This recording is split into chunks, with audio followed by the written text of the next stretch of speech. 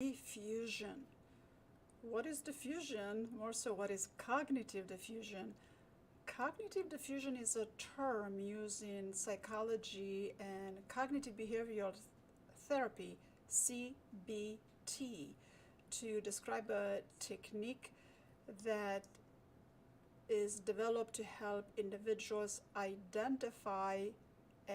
detach identify and detach from unhelpful thoughts, those ruminating thoughts that keep on going over and over in your head and you can't fall asleep, unhelpful beliefs, the belief, we're going to cover it a little later, and definitely a lot of judgments.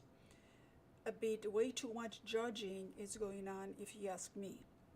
So cognitive diffusion also involves learning to observe, keyword observe, observe, not judge, and experience thoughts and emotions as events rather than an accurate representation of reality. Observe your thoughts and emotions. We don't always have to react to every emotion we have, and we don't have to speak every thought we have, do we? Well, I hope not. I certainly hope not. Now, the aim of cognitive diffusion is to create distance between you and your thoughts, allowing you to see your thoughts and merely as a production of your mind rather than an absolute truth of reality. So truth is a big word, but let's remember that truth is relative. So by you observing your thoughts and then deciding, is this thought beneficial and resourceful to you, then it's gonna create your truth, or at least follow the relativity of that truth. What a concept. Yeah. This technique, cognitive diffusion, is very helpful for people that are struggling with conditions like ruminating thoughts, anxiety, depression, and chronic stress, post-traumatic stress disorder, overwhelm, technological overwhelm. Yeah, I have lots of technological overwhelm. Somehow I manage it, but I get lucky. Yeah? And so many other forms of distress by reducing the impact of negative thoughts. And the impact the negative thoughts has on your emotional state. Because your negative thoughts are going to affect your beliefs and are going to create an emotional state. So what state are you in? Not just in the United States, what state are you in? But what emotional state are you in? What frame of mind are you in? What fearfulness state of being are you in? All right. So cognitive diffusion. There are several techniques used in cognitive diffusion, including mindfulness exercises, metaphors, and language-based methods. Language as a neural language, not just whatever language. Yeah? Some example of these methods include observing your thoughts without judgments. I'm going to say this a few times throughout this. Observing your thoughts without judgment. Observing your thoughts. Because observation doesn't happen all just with eyes open.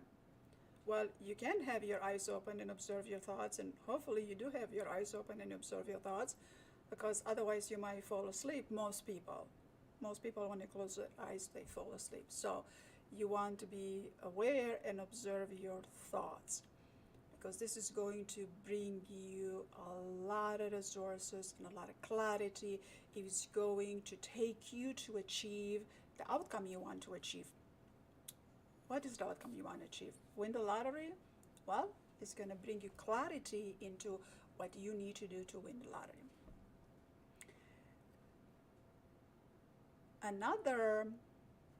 Another very good exercise with cognitive diffusion is when you observe your thoughts without judgment. Also, try not labeling them. Oh, I have a thought, or this is a thought, this is a negative thought, it's about this is the kind of thought, yeah. But let them just be there as images. Sometimes a lot of thoughts come in images, or they come in sensations. Sometimes they come with a pressure, like a lot of people that need to express their thoughts right away and oftentimes loudly. That comes as a sensation of pressure in your body. So if you give it some time to observe, you will notice this. So allow them to be there as something like clouds in the sky, that you know that the clouds are going to go away and then the sun will rise again tomorrow. Well, tomorrow after tomorrow, right? Because the sun is always there. It's just that the clouds are there blocking the sun from your view. The sun is not going anywhere. Your thoughts are, right? So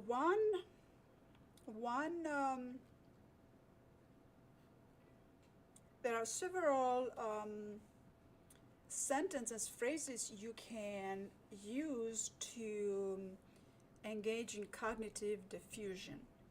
But we are going to cover that just in a little bit, and we're going to have Randy come in. Randy?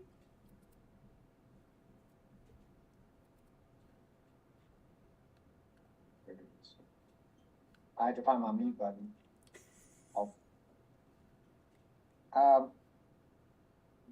Cognitive diffusion is a type of skill taught during hypnosis. The word diffusion means diffuse, which means to spread out and break into thousands of little parts, or break into different parts. And a sprinkler, when a person is watering their grass, they're diffusing the water over the grass, making it to different parts, so it breaks it down. And so it's breaking down, and cognitive is the psychological word psychologists, therapists use. It simply means think. Cognitive is thinking. So thinking, breaking down thinking thoughts. And the way that works is, a good hypnotist will teach you, person, is that it will break down those thoughts so that you can look at them, like Parma was saying earlier, look at them objectively, and specifically look and determine if they're realistic, if they're the truth, if they fit, and if there's a rational belief to it. An example that we all have, even me, is things should be a certain way. Let's see if I can think of one. I should be calm, cool, and collected when I'm doing hypnotherapy. I should know exactly what to say at the right time, because I've been trained for so long. I've done so many practices. I should know how to help, how to respond to somebody, right? Well, if I break that down, if I diffuse that thought, I break that thought down to, I should blank. And there's a neuropsychologist named Albert Ellis. He's gone, but he wrote probably 30 books. They all had the same theoretical basis, and he called using the word shoulding on themselves. People tend to should on themselves. In other words, is that true that I should know something? How do I know that's true?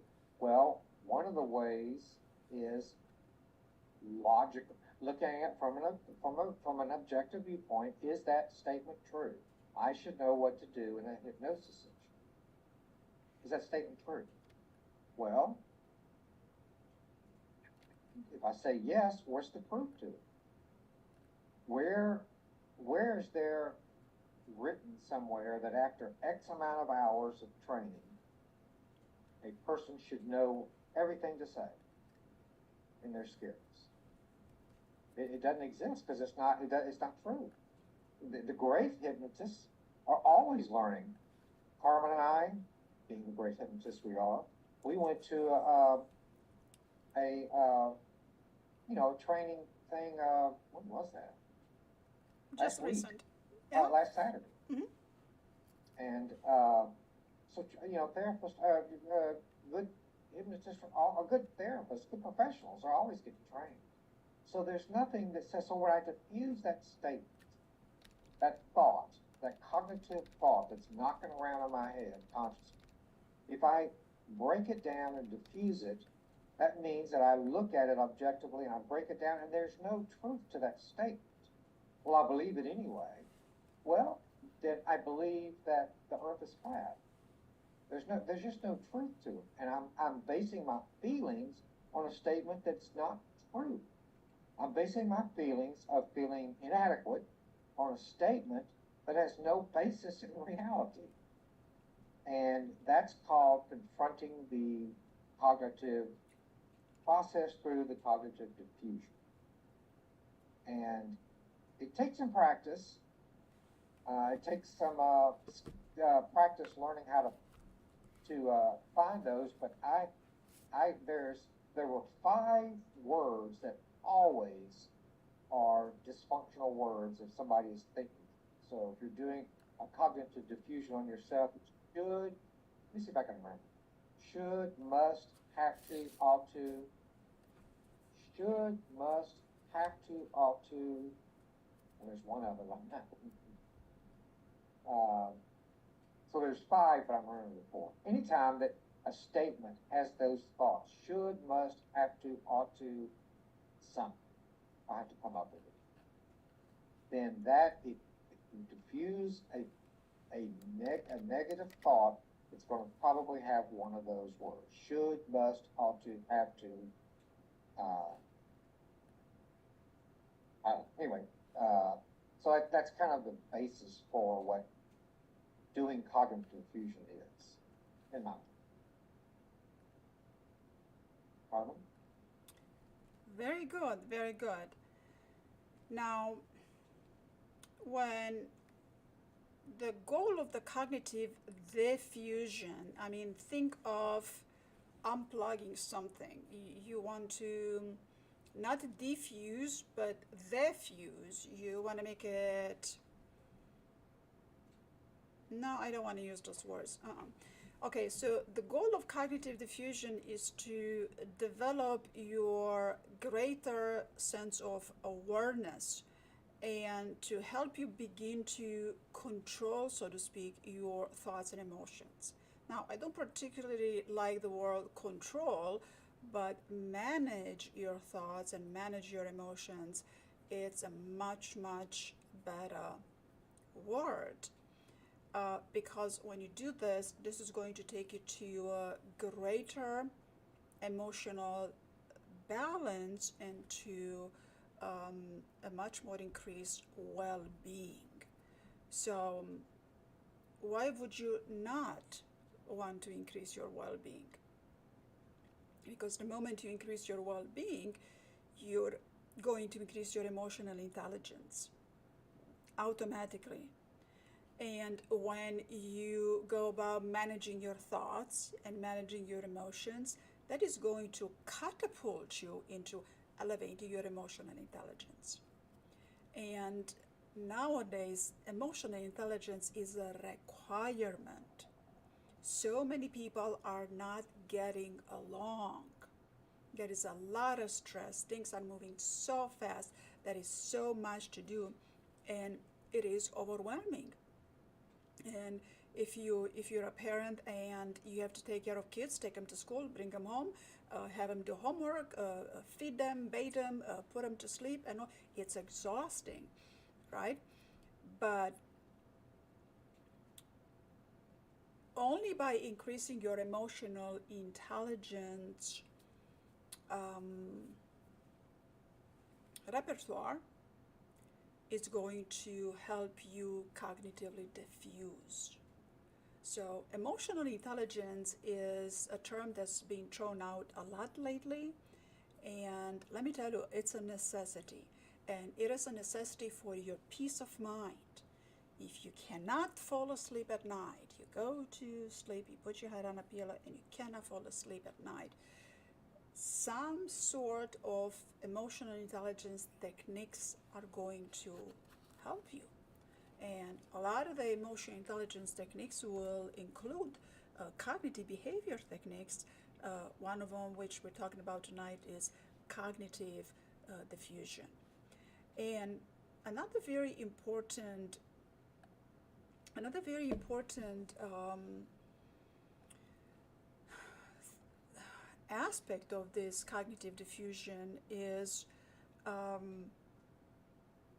it helps you right away elevate your confidence and your self-esteem. When we are stressed and overwhelmed, our confidence goes down, our self-esteem goes down because we think we're not capable.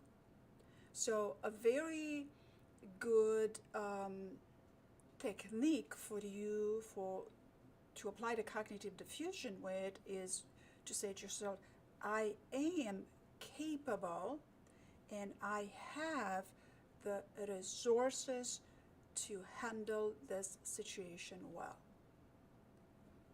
I don't particularly like the word cope because cope, it somehow it means you have to put up with in my mind. But maybe that's not what cope means to you. If the word cope resonates well with you, then use the word cope.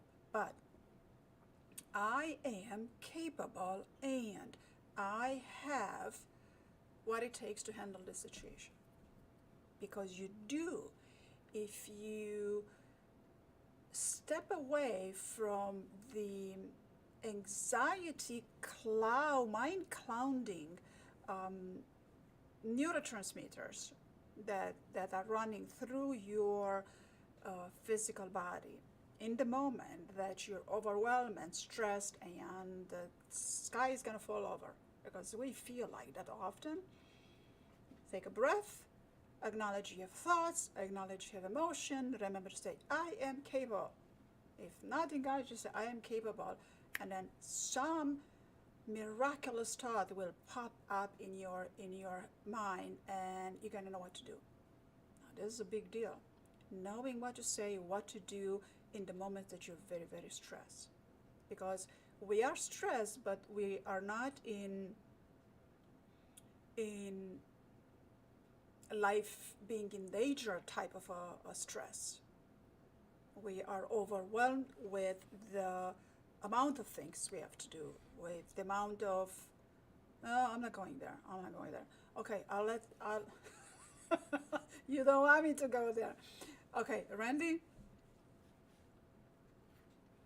One of the things that I heard last week was a nice way to think about it. Instead of thinking that we have bad or negative thoughts in our head, or we have things or bad thoughts, another way to redefine them is to say that they're non-resourceful thoughts, non-resourceful, ones that bring us do not move us forward, may move us backward, but keep us stuck. Non-resourceful thoughts. I really like that reframe. I really like that redefinition of it. I had never heard that before, so I really thought that was nice. And one of the one of the reasons that's labeled that is because we tend to think, we being everyone, tend to think that our thoughts are real. Our thoughts are reality. And that's not always true, especially when it comes to negative feelings, non-resourceful feelings.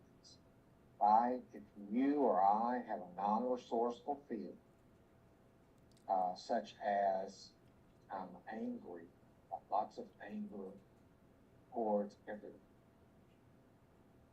or a lot of anger pent up in, or people say I'm always angry. I'm not that angry, but people always say it.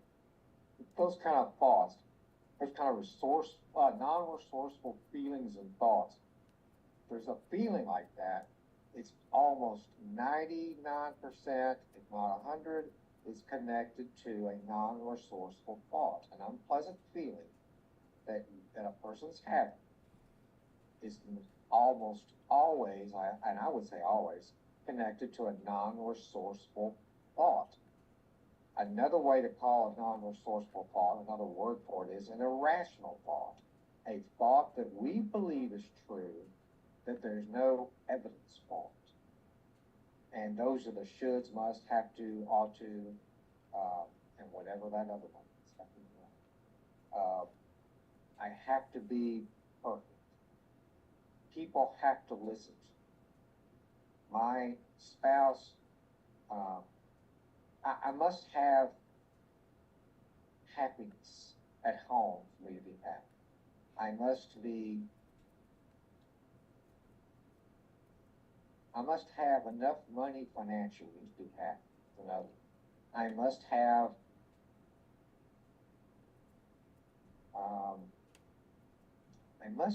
respect of others. All those thoughts are non-resourceful because they're going to cause problems, because not everyone's going to respect us. Not everyone's going to act the way we think they should. Most people don't. I don't.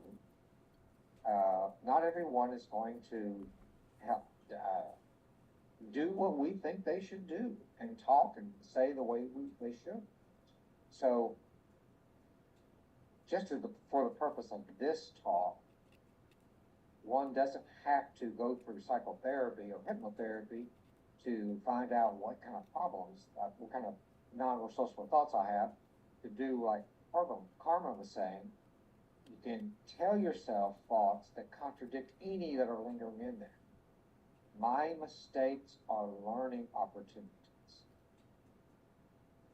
Is my mistake a failure? Well, it could be. Where's the big book on failures that I need to look that up? Where's the giant book at the library that says this is a failure? Life. Well, that's life. It's life. I mean, who doesn't fail in life? You know, some of the great geniuses of the world have failed constantly. Thomas Edison had like 150 failures before he invented the light bulb or something. Anyway, so yeah, it's tell yourself those kind of and hypnotists call these suggestions or affirmations, but they're basically the same thing. I accept myself for who I am. The teacher that we had last week, Richard Nongard, is a well-known hypnotist. His favorite is, in every day, in every way, I am getting better and better. And he tells himself that all the time. And one of the ways he got better and better in the last 6 months, he lost like 60 pounds. It was remarkable. He had a horrible fear of flying. He could not get on an airplane. It was debilitating. He now flies probably 1 million miles a year or something. He flies constantly. Every day and every way, I'm getting better and better. He tells himself that, and he's living proof that it works. So. Yes, that is indeed true. Our thoughts create our reality. So this is what someone's reality might look like. That is a lot going on into someone's reality. See all of these layers. We have beliefs. I don't know if you can see my mouse happening in the screen. We have beliefs, we have values, habits, routines, procedural memory, expectations, attitudes. How many attitudes do we have? There's a lot of attitudes. Yeah. Sorting, decisions, language as a communication, and all of this create what's called an autopilot and also create our meta programs.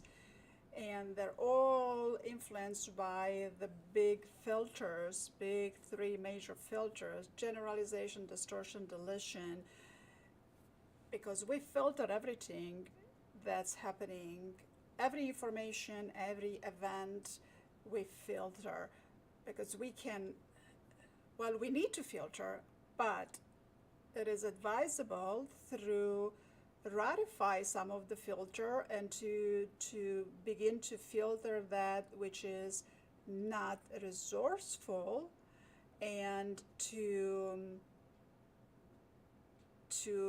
allow that which is resourceful to pass through the filter so you can receive it, and so that can create your internal representation of reality, because your reality is not the same as somebody else's reality. And we're not talking that we're looking at some physical object and then we're not even looking at physical object. People are not going to agree whether the object is the way it should be. So there's a difference in reality, size and all that, and colors. People cannot, men and women, they're not gonna agree with colors over colors. Okay, but that was funny with the thing about colors. But all of this internal representation of reality is going to affect your behavior, and your behavior affects your results. And this in turn is going to affect your thoughts and your feelings and your experience of life. So how do you wish to experience yourself? Not what do you wish to experience in life, how do you wish to experience yourself? Send me a message on that, yeah? And in turn, all of this affects your existential dimension. And we're gonna need lots of podcasts on that, just existential dimension, which in turn, all of this affect your filtering, your generalizing, distortion, deletion, your meta program, autopilots, all the way down to the values and beliefs, and creates your reality, right? So with the help of a cognitive diffusion, another way to help yourself with that, in addition of saying I am capable, because you are capable. Don't compare yourself to others, because sometimes okay you're gonna have difficulties, but here's the number two. This is a challenge. So it is just a challenge. It is not a mountain that fell over you, that you cannot move that mountain away from you. So even if a mountain falls over you, who knows? You with the right thinking, you might be able to move it. The power of the will is tremendous. It's tremendous, and maybe we can make a podcast out of that. The willpower.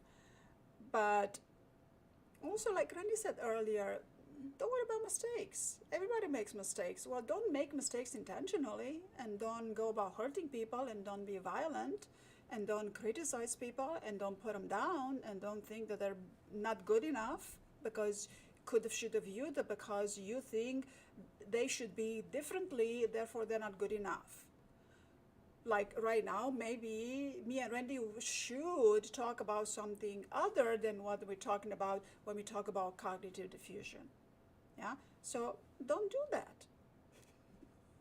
Don't do that with other people, because that's going to come back to bite you somewhere. Yeah? So I am capable, I am capable. This is just a challenge. And you want to be challenged because if you're not challenged, then you're going to be bored. And if you're bored, then you're going to do all kinds of crazy things like even engaging in getting a mass destruction weapon and go to war against innocents. So you don't want to be bored. So come listen to our podcast and you're not going to be bored, right? I'm going to let Randy take over now. Randy? There are some things that generally speaking, as a society, and as a culture, and as a world, that we all agree shouldn't happen. Innocent people shouldn't be killed. Personally, I don't think anybody should be killed in the war, but I'm from the 60s, so I'm a peacenik. But peacenik is an old word. Probably nobody knows what it means anyway. And I think as a society, we agree people shouldn't rob banks. People shouldn't speed so fast that they endanger others. We all agree that those are things. Well, is there a book? Well, there are law books that say that, yeah. But it's generally accepted in society. Certain things should happen and should not happen. And if somebody deceives somebody to the tune of billions of dollars, like Bernie Madoff did, then they should face a consequence. And those kind of shoulds are accepted because they're generally accepted in society. How do we know that? Well, we have laws. There are books to look at. If somebody says, well, prove to me that you shouldn't steal. Well, we have laws that are agreed upon by many, many, many people that say that. It's the ones that, well, my life should be easy.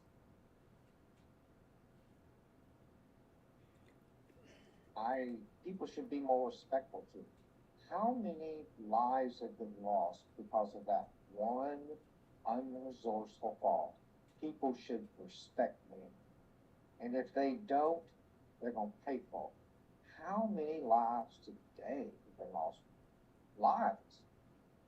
Not to mention the people that are permanently crippled and all that stuff. Because of that dysfunctional thing. Well, how do I know it's an unresourceful fault? Because there's no proof to it. Who says that we should always be respected? There's a book on law that says we shouldn't speed, but is there a book that says, well, once you reach the age of X, or once you finished high school, or whatever, then you should be respected by people? No, it doesn't. There's nothing like it. There's no proof for that. So if we think it, even unconsciously, we're going to be miserable a lot of times because the world is full of disrespectful people. Constantly. It takes about 10 minutes on the internet to see a video of somebody going berserk because their french fries broke. Tearing up a restaurant, hurting somebody maybe, getting in trouble with the law, ruining it. And that's not when you go down and the judge fusses at you, you gotta go to law, you gotta spend time in jail, you need a job. All that stuff because of an unresourceful fault. So the takeaway from that is, what are the thoughts that I have? We start tonight with what are the shoulds that I think? Because they come up automatic. And instead of thinking that, think the opposite. Instead of thinking, I should be respected, he should respect, she should respect. Think, I'd like for them to do it. Life would be so much easier. I would be so much more comfortable if I got that respect. I'd feel better, but I can tolerate it if I don't. What Carmen was saying earlier, I can tolerate and accept things that are not going my way or going the opposite. I can be more tolerant. I can trust myself to be more tolerant instead of they should be doing this and this and this. I can live with that. So that's kind of what I was thinking. Yes, and did you just notice how comfortable you were feeling when you were saying those positive things? There was no pressure in your body. There is no constriction. There is no tension in your body when you say I can and I am and everything in positive affirmation. Like another one would be, I don't need to be perfect. Well, of course you don't need to be perfect. What is perfect? There is perfection when it comes to things, to objects, yeah, because somebody decided that that's perfect. But look at nature. Nature is perfect, and how perfect is nature? There's a lot of perfection in its capriciousness, right? Um, so for a lot of people, a lot of you, it's good to remind yourself that you are doing your best and that is enough. Well, for a bunch of other people, you probably need to do a little more. We have relationships. We have relationship, and it's not a funny matter. It's not a funny matter. We have relationship when one seem to be doing more than the other. Well, then communication needs to happen, right? So communication needs to happen, and but also in that example, you could use number 5. I trust in my ability to find a solution when I'm challenged. So right there, most of the clients I have, they come to me because they have relationships difficulties. Well, the hardest thing to do in life is relationships. That's the hardest thing to do. So when you say to yourself, I trust in my ability to find a solution when I'm challenged, something some resourceful thought will pop into your head, and then you will find a solution. Or maybe you will find at the beginning of the solution that's going to take you to the next step, that's going to take you to the next step, that's going to solve the issue. So, diffuse those ugly thoughts. I like to call them ugly. I don't think anybody likes ugly thoughts, right? And if they like ugly thoughts, they're not going to listen to me right now. So, and another good one is to say it's okay if things don't always go according to plan. We need to plan ahead because we need to be organized. But to be so rigid about that plan is going to cause you overwhelm. And there ought to be some flexibility in your capacity to adapt to whatever life throws your way. Well, hopefully, life will throw your way only good things and well-being. But no, you don't want a boring life. You just gonna when you go on vacation, don't you just can't wait to come back home to the struggles and the stress and all the technologies and figure out which buttons to click when? You can only be in vacation for so long without doing nothing. Yeah, because you need that intellectual stimulation. You need a little bit of stress. The good stress. You need a little bit of good stress, like figuring out what to click on, make technology happen. That's probably good stress. If it doesn't happen every minute you're on a computer, right? So I'm using technology as an example, but there is so many other examples then we can use that we don't have to word it right now. But it's okay if things don't always go according to plan, because not all plans are going to break. And the truth of the matter is that we don't know what's going to happen next. We don't know what's going to happen tomorrow. We don't know what's going to happen in the next 10 minutes.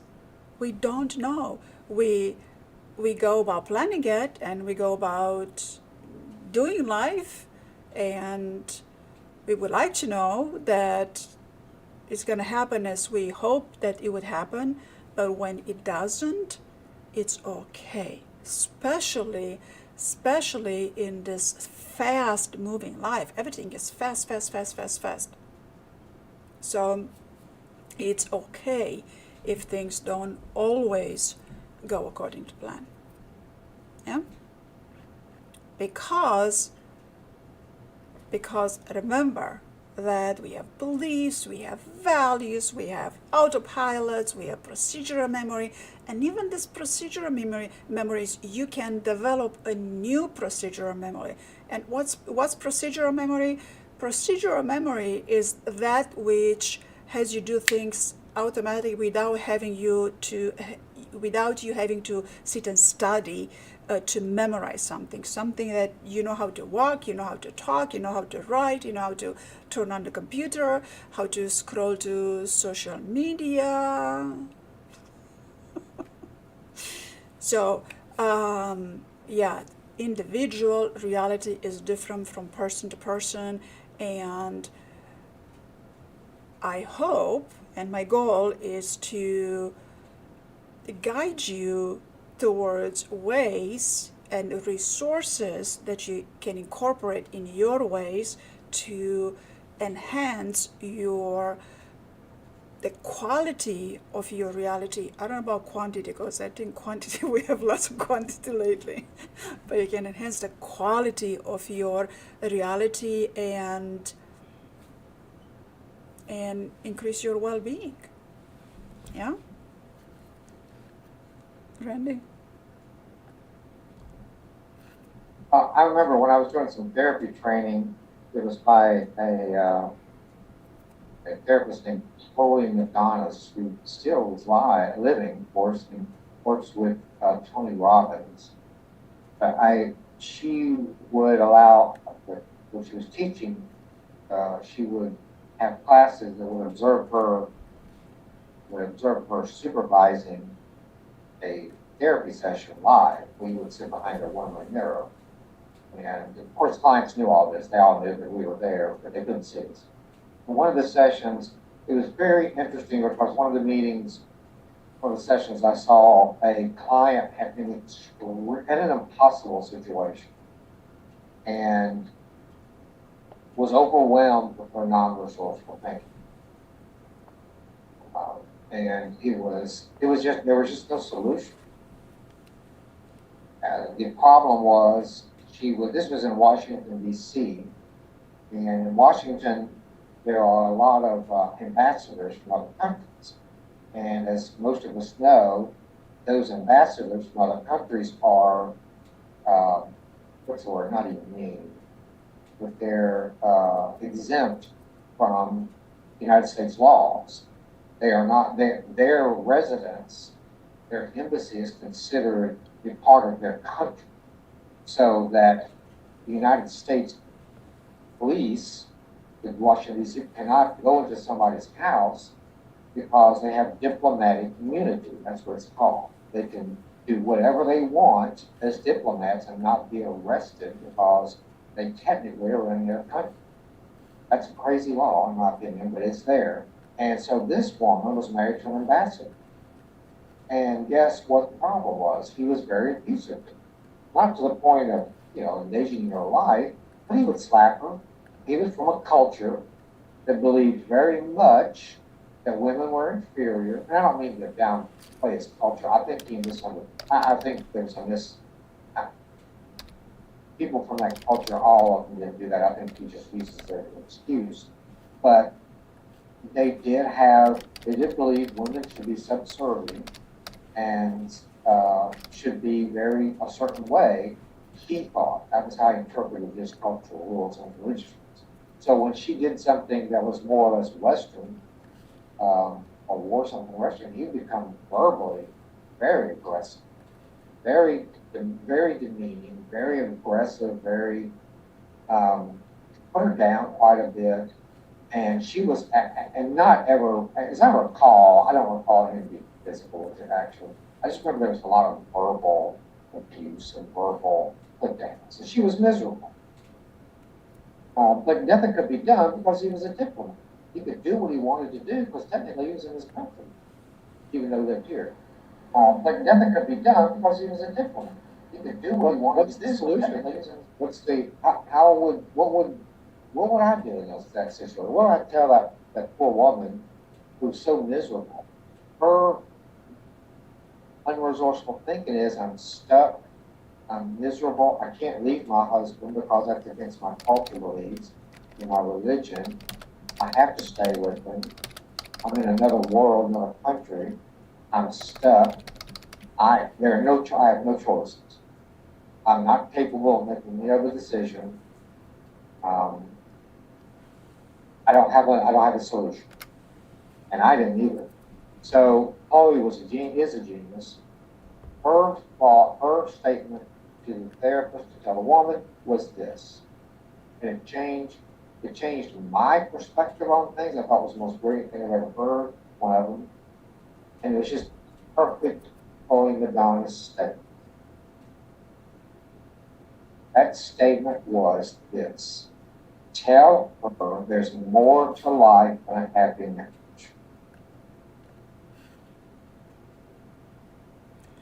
There's more to life than a happy marriage. She diffused that thought of being stuck and changed the perspective that I have to have a happy marriage. Remember the words have to, must, ought to, should. I think need is the last one. I have to have a happy marriage. My husband has to stop abusing me. That she diffused all that and gave her a whole different viewpoint and a different perspective and changed her reality. And then the therapy was to help the woman, this ambassador's wife, find a meaning for her life away from being happy in her marriage. And I just thought it was brilliant. I thought it was, I wouldn't have thought of that. So I like that story. I like that idea of how to think outside of your situation, how to diffuse the thoughts, and how to come up with a new reality.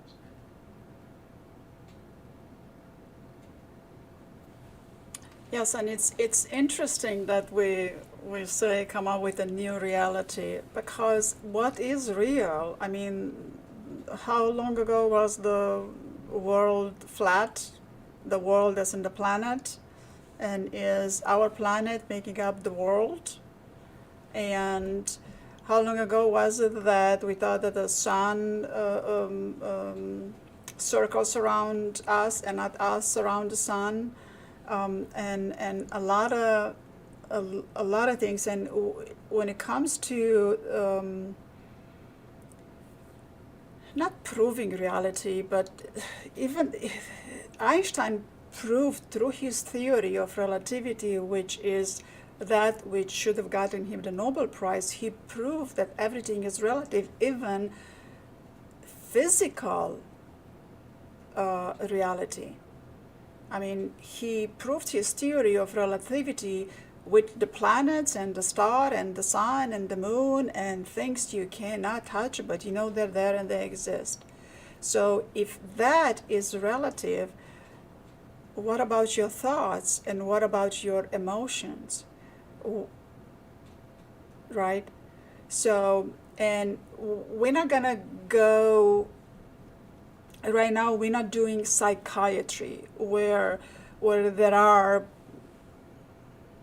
a good enough number of people that their thoughts and emotions and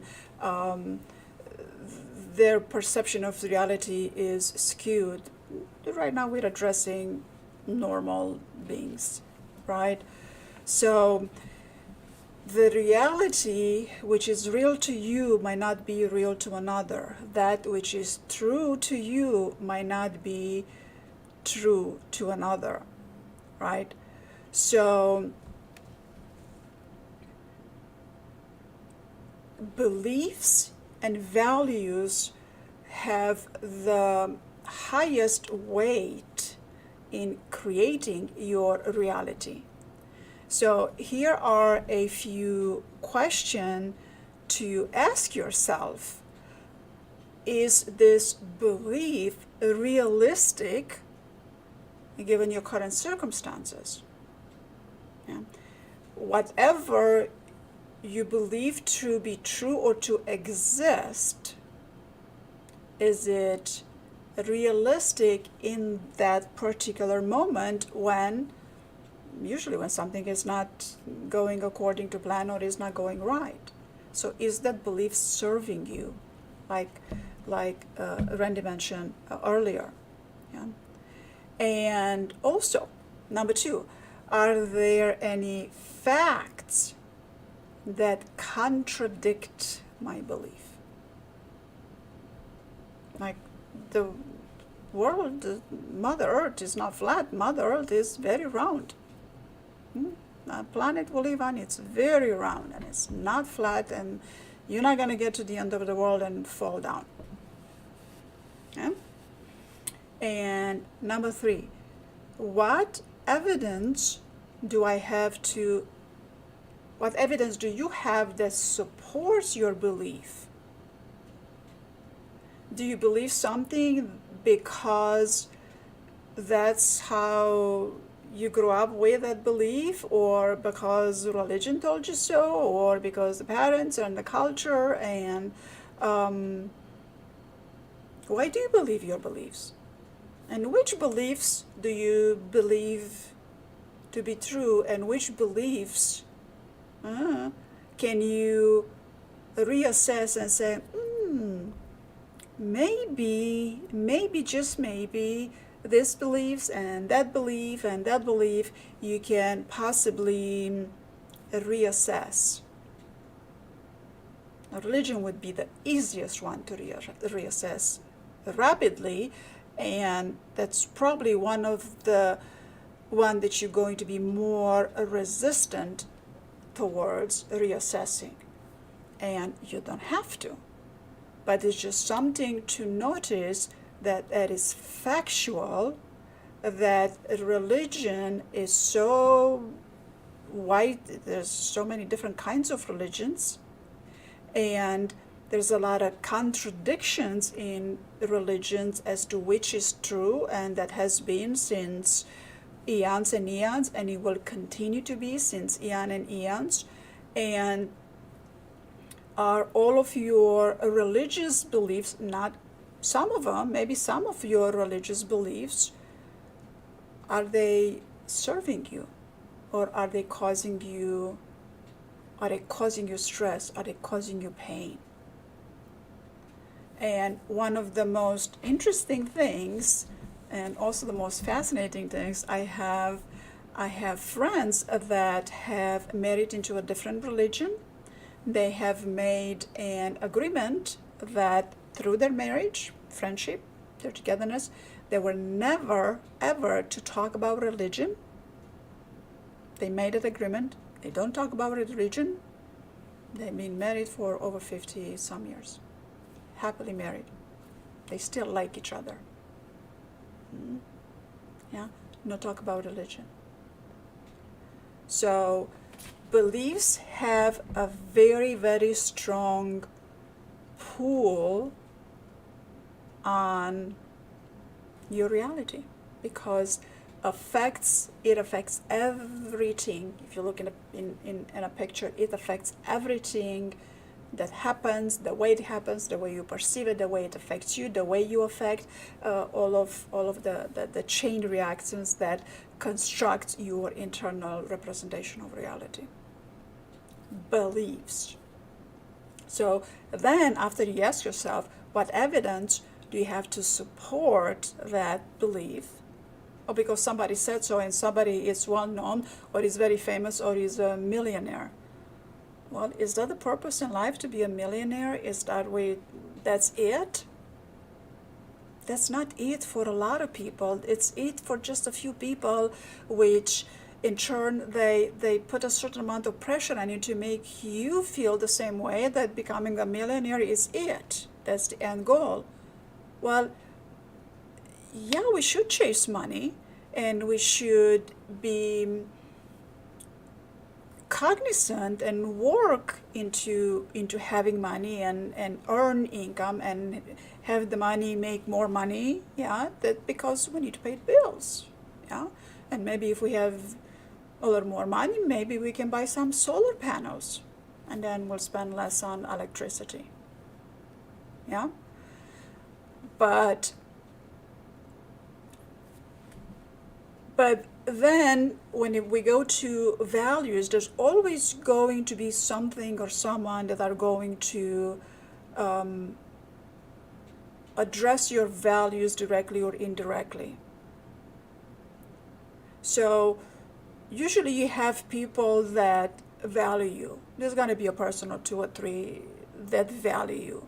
Even if you don't get along with them right now, they still value you, right?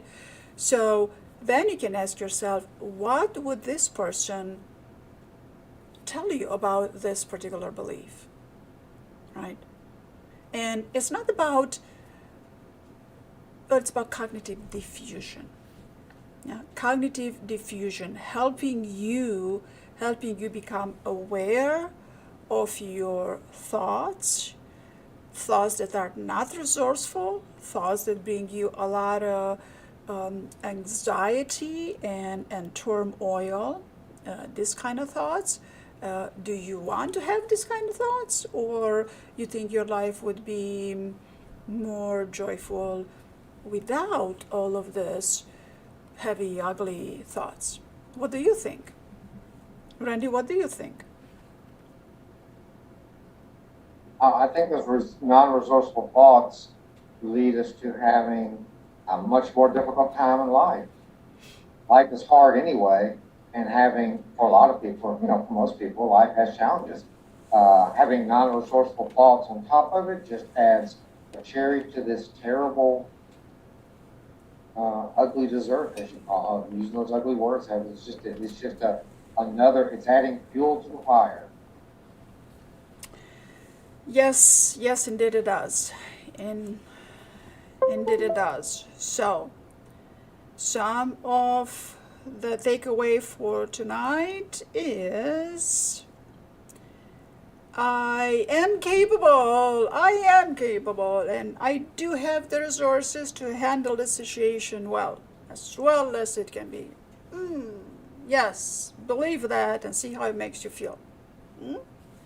Number 2, this is just a challenge.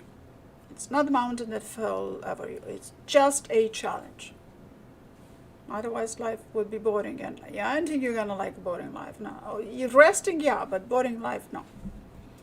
Number 3, my mistakes are learning opportunities and not failures. You learn. We learn best from, that's how we learn best, from mistakes. Like, oops, I made a mistake, don't make that again.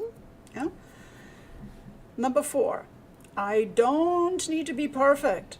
You don't need to be perfect, but you need to be a good abiding citizen, a good person. Don't hurt others, don't criticize, don't put them down, don't devalue them.